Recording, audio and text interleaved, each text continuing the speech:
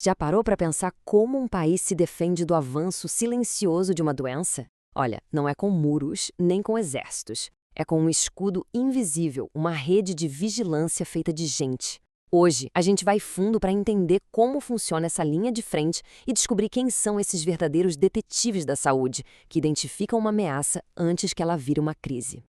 E olha que interessante, todo esse sistema gigante, toda essa proteção, começa com uma pessoa só. Alguém que está ali, no dia a dia, que mora na comunidade, conhece as famílias, sabe o nome de todo mundo. Essa pessoa é o agente comunitário de saúde, o famoso ACS. É essa pessoa que é a ponte, o elo vital mesmo, entre a população e o sistema de saúde. Mas aí fica a pergunta, né?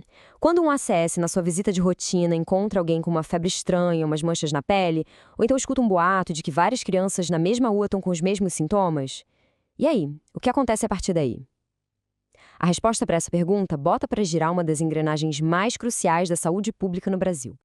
Bora lá então. Para a gente entender como esse escudo funciona de verdade, a gente precisa primeiro conhecer quem está na linha de frente, os verdadeiros olhos e ouvidos no terreno, o agente comunitário de saúde. Olha, pensar no ACS só como alguém que faz visita de casa em casa é muito pouco. Essa pessoa é, na real, uma sentinela da saúde pública. Pensa só na estratégia por trás disso. É a primeira pessoa a sacar que tem algo de errado acontecendo na comunidade. É a linha direta com a Unidade Básica de Saúde, a UBS. E sério, a rapidez dessa comunicação pode ser a diferença entre controlar um surto ou ver a coisa toda sair do controle. Então, quando um ACS identifica um caso suspeito, o que ele faz vai muito além de ajudar aquela única pessoa. Ele está, na verdade, puxando a cordinha de um alarme nacional. É o começo de um processo super formal e, nossa, importantíssimo.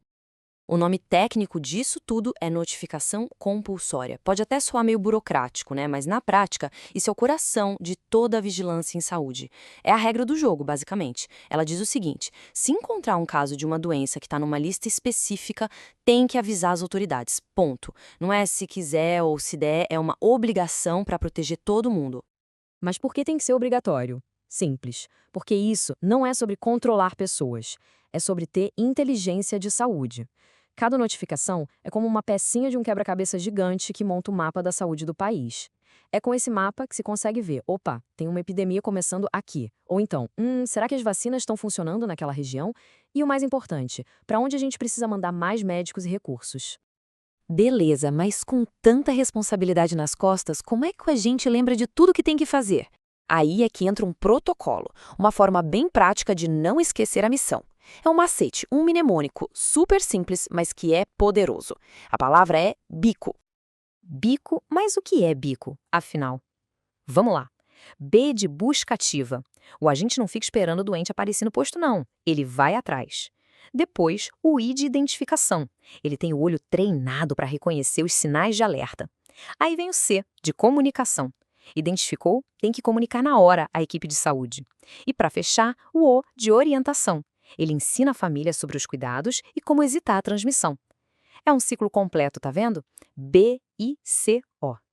Ok, agora a gente entra na parte que é uma corrida contra o tempo mesmo. Porque, né, nem toda doença é igual. E a velocidade da resposta tem que ser proporcional ao tamanho do perigo. A partir do que o ACS informa, a equipe de saúde tem que fazer uma escolha fundamental. É tipo assim, isso aqui é um incêndio florestal que se espalha voando e precisa de bombeiro para ontem?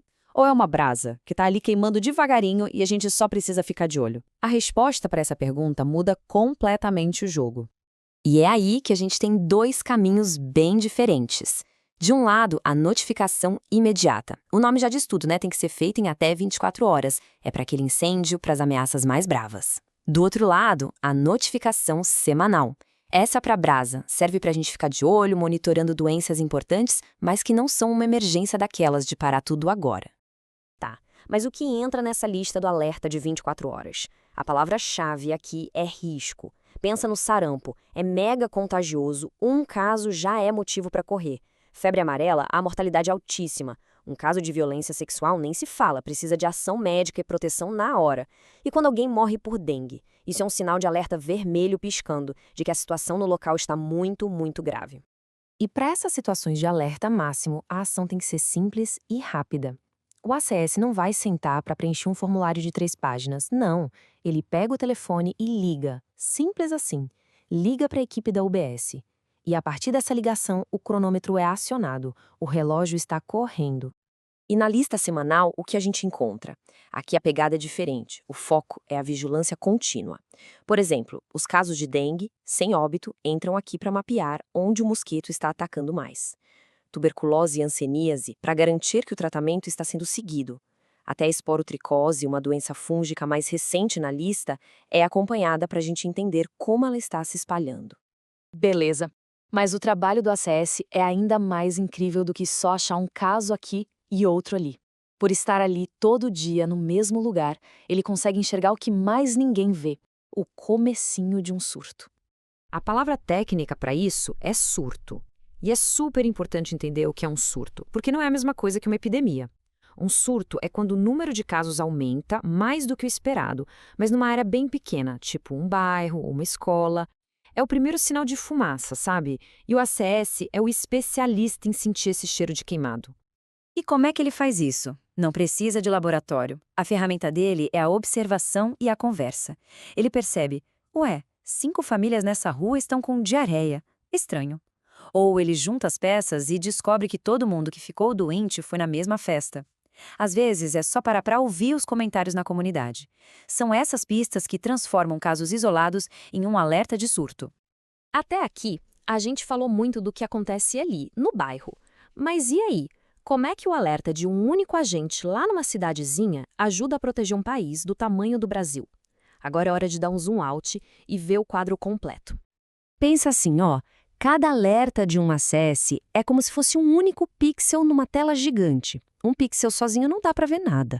Agora, quando a gente junta milhões desses pixels, que são os milhões de alertas de milhares de agentes pelo Brasil todo, aí sim uma imagem nítida aparece. E essa imagem é o mapa da saúde do país. E existe uma verdadeira supervia da informação para tudo isso acontecer. Começa na rua com o ACS. Ele avisa a UBS que registra isso oficialmente. Essa informação, então, alimenta um sistema nacional chamado SINAM. E lá no nível nacional tem especialistas olhando para esses dados, identificando padrões e decidindo onde agir. Esse SINAM, ele é basicamente o cérebro de toda a operação. É um banco de dados gigantesco que junta as informações que vêm de todos os cantos do Brasil e dá para o Ministério da Saúde uma visão panorâmica quase em tempo real do que está acontecendo na saúde do país. E o poder disso é absurdo, porque esse sistema consegue fazer uma coisa que ninguém sozinho conseguiria. Ele torna o invisível visível. Ele mostra o caminho que uma doença está fazendo de uma cidade para outra, e isso permite que as autoridades ajam antes que o problema vire uma bola de neve.